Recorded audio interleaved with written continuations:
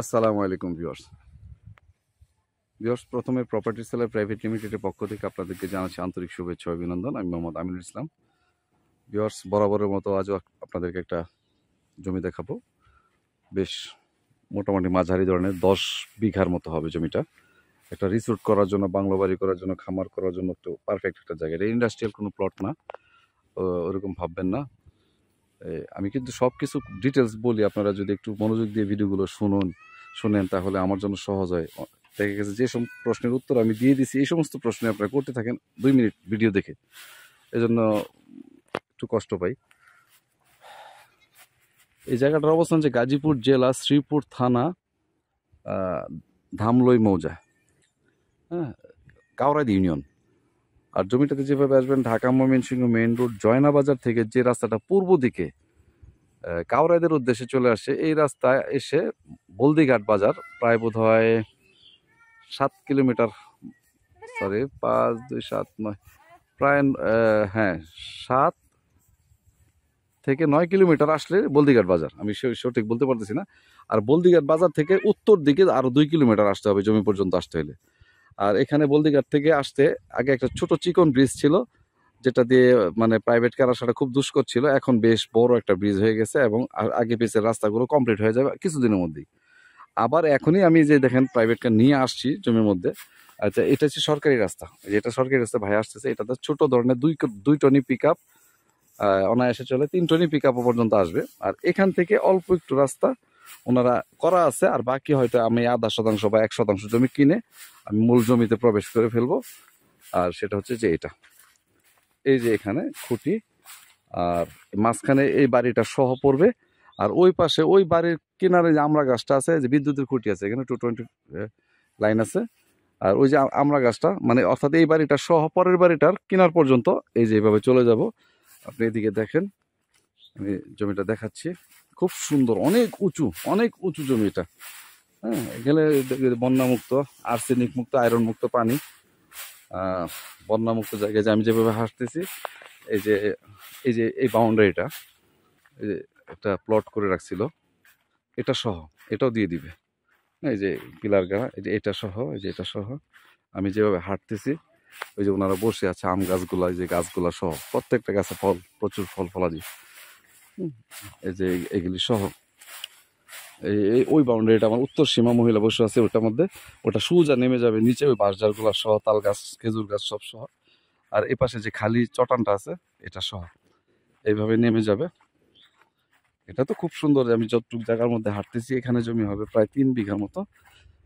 আমি এভাবে আলাদা রেট করে নিতেছি, যে এটা সামনের যে জমিটা, এটার রেট হবে একটু আলাদা। অথবা আমি ওনাদেরকে বিভিন্নভাবে কথা বলতেছি যে টোটাল পিছনেরটা সহ গড় একটা রেট হবে। এই যে একটা সীমানার পিলার, এই সুজা ওইখান থেকে ঘরের পাশ থেকে এই যে এই পর্যন্ত চলে যাবে, এই পাশের পুরো জমিটা। এখন এখানে নেমে যাবে, এখান থেকে আবার চলে যাবে দক্ষিণ পাশে। এই যে আমার হাত সোজা সোজা ওই পাশে নেমে যাবে। এর সামনে যা আছে এটা হবে আলাদা একটা রেট, কিন্তু আমি আপনাদেরকে ভিডিওতে গড় রেট বলবো, সামনে পিছে এভারেজ রেট বলবো। আমি দুইভাবে কথা বলতেছি। যদি তো ওনারা পুরা জমিটা আমাকে দেয়, এখানে প্রায় 10 বিঘার মতো হবে, 9-10 বিঘা জমি, তাহলে পুরাটাই নিব। আর যদি ওনারা বলে, এরকম প্রস্তাব হয়েছে যে এখান থেকে এইভাবে প্রায় 100% মতো জমি, অর্থাৎ 3 বিঘা 1 একর জমি, ওনারা এই 1 একর জমি দিতে পারে। 1 একর জমি দিলে আমি সেটাও নিব, সেটা আবার রেট অনেক বেশি হবে। আমি সেটা আলাদা রেট হবে। আমি 1 একর নিলে, অর্থাৎ 100% জমি নিলে একটা ছোট্ট একটা পার্টিকে দিয়ে দিব। আর যে বড় কোনো পার্টি, এবার এই যে এটা নিচের এই চটানটা বাদ, এই ধান ক্ষেতগুলো বাদ, শুধু উপরের জমিটা, আমি মূল বাগানের ভিতরে যাচ্ছি। এই যে আমি হাঁটতেছি এটা সহ আমি আপনাদেরকে 10 বিঘা জমিরই একটা ধারণা দিচ্ছি, দামের ধারণা দিব ইনশাআল্লাহ। একটু ধৈর্য ধরে দেখেন। এটা কাগজপত্র খুবই ভালো যতটুকু জানছি। হ্যাঁ, আমি আরো কয়েকবার আসছি জমিতে, এখন মোটামুটি একটা চূড়ান্ত পর্যায়ে আসতেছি, সেই জন্য ভিডিওটা করে রাখলাম। এখন যদি ওনাদের সাথে একটা চূড়ান্ত পর্যায়ে যেতে পারি, সামান্য কিছু মধ্যে বাজাবাজি আছে। এই কাঁঠাল গাছগুলো আছে এই জমিতে, ভিতরে আরো কিছু গাছ আছে, এই খেজুর গাছ, 81 মেহগনি গাছ, ওই পাশে খেজুর গাছ, এগুলো সহ। এই যে এই ক্ষেতটা সহ, এটা হচ্ছে একটা মালিকের। এই বাগানটা, পুরা বাগানটা খুব সুন্দর একটা বাগান, আসলে মনটা ভালো হয়ে যাবে। প্রচুর বাতাস, এগুলো উঁচা। এখানে আবার একটা জিনিস খেয়াল করেন, আমি এদিকে এসে থাক থাক থাক থাক করে 3-4টা থাক নামছি। নামার পরেও আপনি দেখেন একটা অবস্থা, যে ওই যে নিচের যে জমিগুলো ওগুলো কত নিচে। ওই পাশে একটা খাল, না সরি নদী, ওই পাশে একটা নদী আছে, কিন্তু ছোট একটা নদী আছে। তবে নদীর পাড়ে জমি যায় না, নদীর পরে এই জমির পরে আরো একটা মানে ক্ষেত আছে, জমি আছে। ওই নিচের জমিগুলো কিনলে হয়তো নদী পর্যন্ত পৌঁছতে পারবেন। আর যদি নদী পর্যন্ত না যেতে চান, তাহলে আপনি এর মধ্যে সীমাবদ্ধ থাকতে পারেন। আর এখানে আশপাশে প্রত্যেকটা সাইডেই আপনার জমি বাড়ানোর মতো সুযোগ আছে, এই পাশেও। আর নিচের জমিগুলো অনেক কম দাম হবে, নিচের জমিগুলো অনেক কম দাম হবে। এই বাগানটা সহ, যে আমি এই রাস্তা থেকে হেঁটে আসলাম, এটা সহ এই জমিটার গড় মূল্য পড়বে 17.5 লক্ষ টাকা বিঘা। প্রতি বিঘা জমির মূল্য পড়বে 17.5 লক্ষ টাকা বিঘা, প্রতি 33% 1 বিঘা জমি।